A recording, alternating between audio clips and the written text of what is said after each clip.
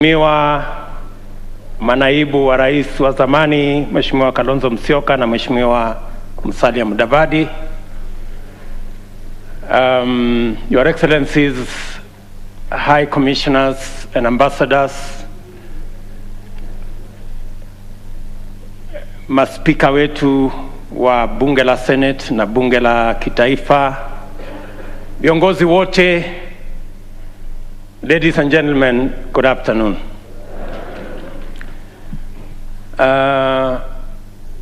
First, I want to say that I hope, Mheshimiwa Raila, you are not referring to me as a bourgeois.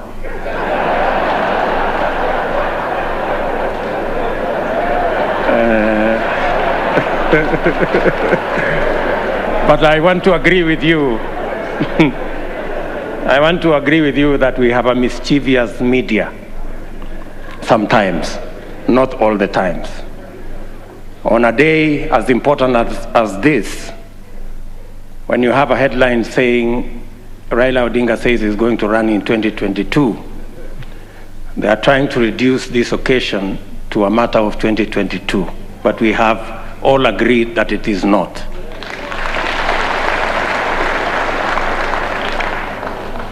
But on the same media, the same headline, they have said that William Ruto is coming to meet demons at Bomas.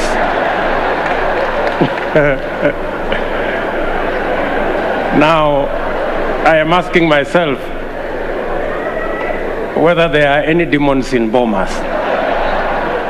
Or better still, maybe I can ask them, Olisikia wapi? That there are demons in Bomas. But having said that, Your Excellency, this is a very important moment in our history.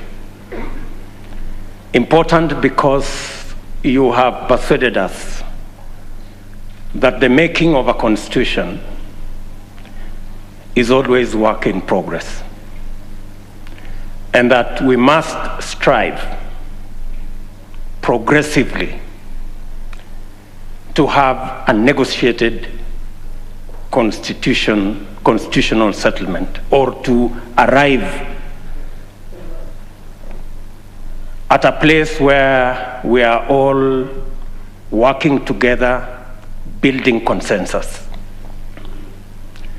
And I share fully with those sentiments. I know even as we are having this meeting and this launch of this report of the Building Bridges initiative, Your Excellency, you have persuaded us that this is a moment to look at our constitution and to find progressive amendments to our constitution. There are those who believe, yes, it's a constitutional moment, but to progressively implement the 2010 Constitution.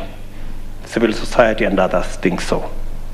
There are those who believe that maybe this is a moment to discuss the ravages of COVID and the reality of our economic status, especially the majority, 40% odd people of our country who live below the poverty line, and the 16 million or so young people who are unemployed. All this, Your Excellency, as you have said, and as the former Prime Minister has said here, this is a process where we can bring all our views together and listen to one another. And no idea is more superior or less superior to the other.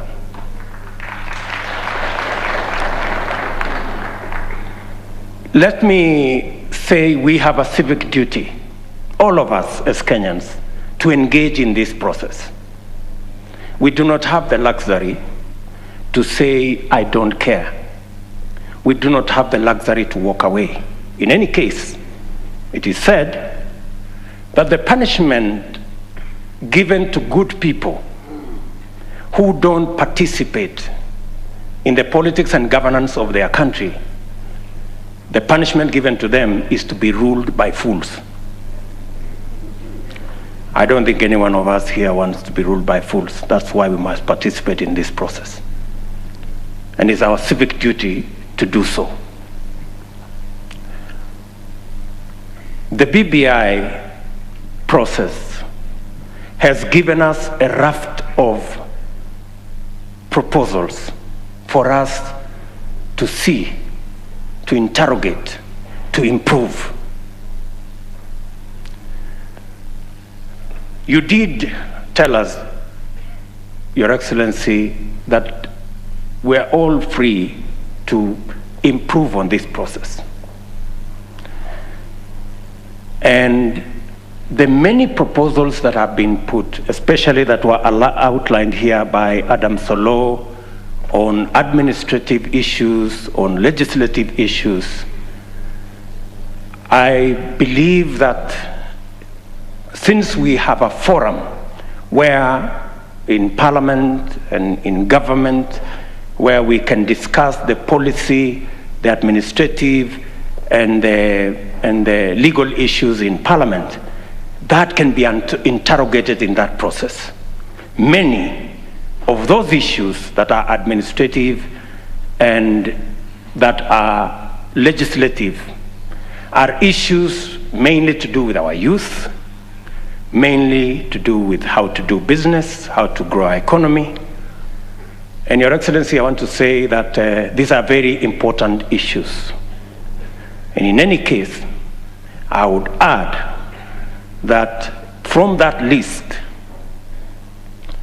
especially on matters to do with young people, how we can assist them with Higher Education Loans Board and give them a moratorium, how they can start business, it must not be lost on us that the real problem, the real problem is that these young people are jobless. That is the real cause of all this. And that is the discussion we must have. That is the discussion we must have. Having said that, Your Excellency, there are, in my opinion, gaps. The single most important sector that drives our economy, contributing 25% directly to our GDP, and through manufacturing another 24%, and which employs almost 65% of all people in Kenya, is the agricultural sector.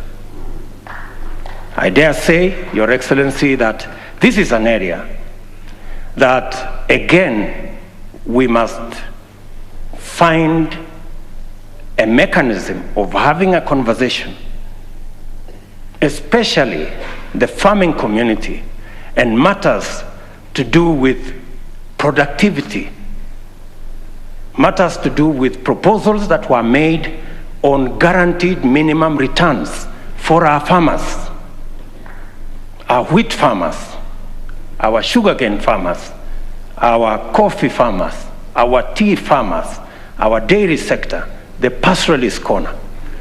Your Excellency, it is my humble submission that that is an area that we can improve this document on.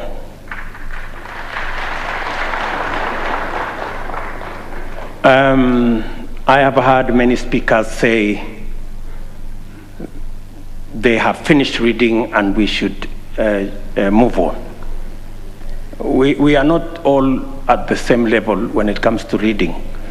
Scientists like myself, we take a bit long because we interrogate things and we want experiments and we do many things. So I would plead with the fast learners like Alonzo Musyoka to bear with us just a bit so that we can all move together. And I agree with Kalonzo Musyoka that we should try and have a non-contested referendum if we will end up there. But Your Excellency, let me just say 2 or 3 things before I conclude. On the matter of the judiciary, allow me to say there is huge space for us to have an improvement on the proposal that has been made. Access to justice is one of the biggest challenges that we had, and that is why the 2010 Constitution was promulgated. As we talk today, the judiciary, as per the requirements of the law, there should be a high court in every county. As we talk today, there are counties, almost 5 counties, that do not have a high court, and many Kenyans have to travel far to look for justice. As we talk today, though the law provides that there must be a court at least in every sub-county, there are 160 counties that do not have a court at all. And the problem is that the budget for the judiciary, we need to operationalize the judiciary fund that is already in the Constitution,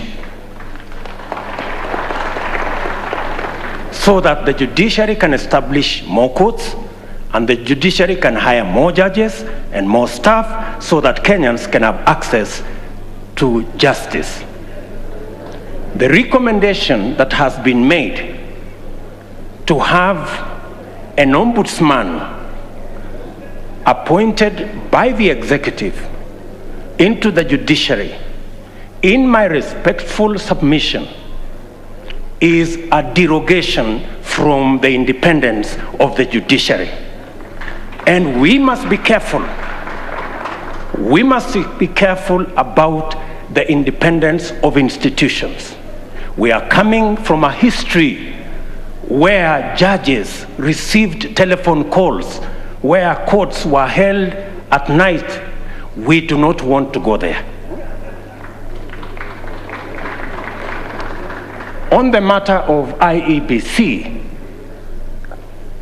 let me say, on the matter of IEBC, the recommendations that I have read say that political parties participate in the appointment of commissioners to IEBC.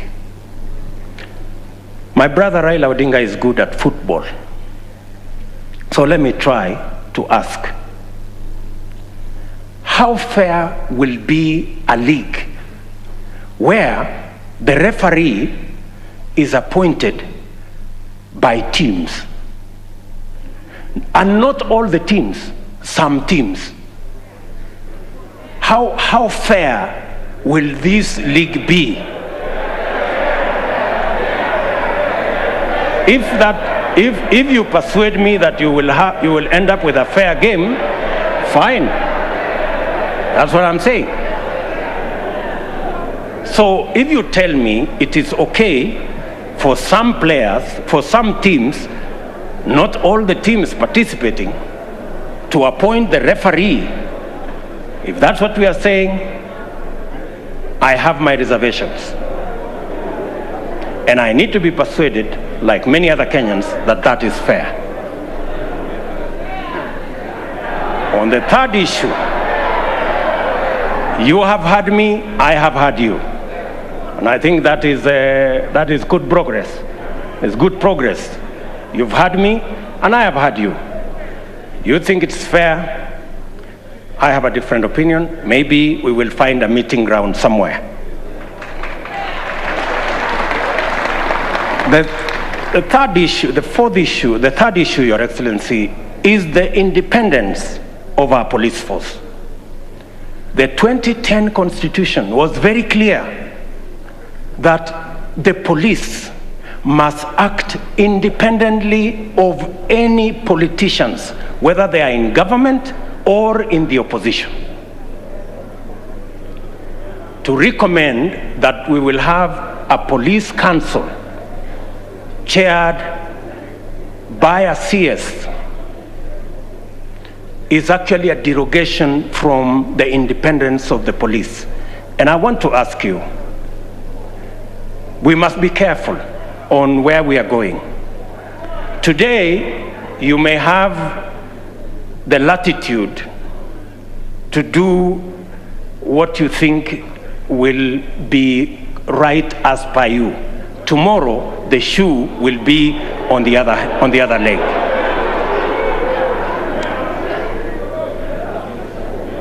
On matters to do with devolution, I agree that the increase to 35% is progressive, and that we must devolve more resources to counties. But accompanying the increase of resources to 35%, we must also ensure that the Senate has the necessary constitutional power to ensure that those resources are available and they are used properly. To recommend that the Senate cannot continue to have the constitutional mandate to discuss the division of revenue is actually a downgrade of the Senate. In my respectful submission, with additional resources and with some members of parliament now being members of the executive because of the appointment of some members of parliament as members of the executive, in fact, the recommendation should not be a downgrade of the Senate, it should be an upgrade of the Senate to the upper house. And in any case, so that I conclude, in any case, we are now saying women, and the participation of women in our governance doesn't make us weaker, it makes us stronger. It doesn't make us lesser, it makes us greater.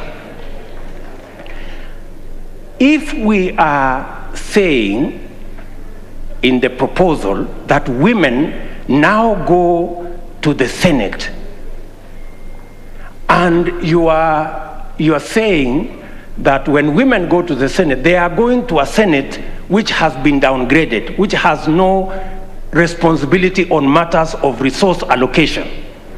Are you enhancing the participation of women, or are you downgrading the participation of women? I mean, we are having a frank and honest conversation, good people, and it's good for us to listen to one another. So if we are saying women who today are sitting in the National Assembly, where resources are being discussed, if we take them from the forum where resources are being discussed and take them to a downgraded Senate, we are making the participation of women nominal. The participation of women should be substantive, in my respectful submission. And finally, Your Excellency, I know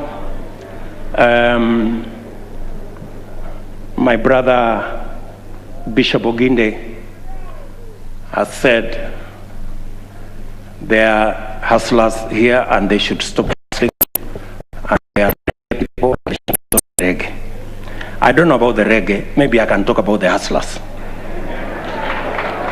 But let me say the following. The real elephant in this whole conversation is what was identified as the winner take all and the inclusivity question. Now, Professor Adam Solo, I have confessed I'm a scientist and I'm a bit slow. I want you to explain to me in this proposal. You have said that in this proposal, we will have the president with his running mate, deputy president. They will win, or we have candidates, they will win an election, and then the president will appoint the prime minister and the two deputies from the winning coalition. And then we will have the runner-up being the leader of opposition. Now, No problem. It doesn't matter who it is. I have no problem. You know, let us not personalize. There is no problem. Now, the question I am asking myself, have we sorted out the winner take all question? Oh, is that so? So, the president from his side, like for example here, President Uhuru Kenyatta, I am here, Kimunya is the Prime Minister, because he's the leader of majority. We have Jimmy Angwenyi, who is our deputy, as a deputy Prime Minister, and maybe Maoka Maore as one of the deputies. So, what happens to the whole NASA brigade, together with Musalia and all these other people? I mean, and I am not saying anything. I'm just saying I want to be persuaded. And forgive me if I am slow. Forgive me. There are so many Kenyans who are in my category. Are we together? Finally, on this inclusivity question, it is my humble submission that as we discuss inclusivity around us, the leaders, we must have a candid, open discussion on inclusivity about the millions of Kenyans locked out by poverty and unemployment. We must discuss how they are going to be part of the Kenyan society. That discussion we must have. And I want to thank the young man, very good, and the bright, intelligent young man from Kitale, because he said that we should not bring 16th century technology. And I am sure he was referring to the wheelbarrow.